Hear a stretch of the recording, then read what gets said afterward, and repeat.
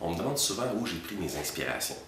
Ce qui est drôle, c'est que j'ai commencé à m'intéresser au texte en tant que parolier de chansons. À cette époque-là, je m'inspirais beaucoup de Rush pour la musique que je composais.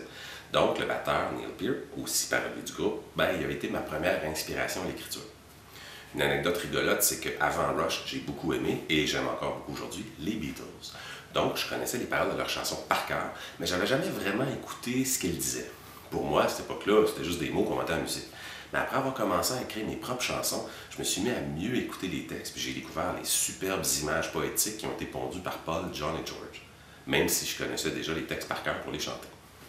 Mais si on se concentre sur mes inspirations littéraires proprement dites, je mentionnerai sûrement l'auteur français Bernard Werber, que j'ai beaucoup lu et beaucoup aimé. Il y a aussi l'Argentin Jorge Luis Borges, que j'aimerais beaucoup pouvoir lire en espagnol. J'ai adoré ce qu'il a écrit. Et probablement aussi un peu de Dan Brown et Isaac Asimov dans la langue de Shakespeare pour la science-fiction et le fantastique qu'ils ont écrit. J'ai beaucoup aimé ça. Mais je crois que ma plus grande inspiration, elle me vient du monde qui m'entoure. La façon dont je l'observe, puis aussi ma passion pour le cinéma.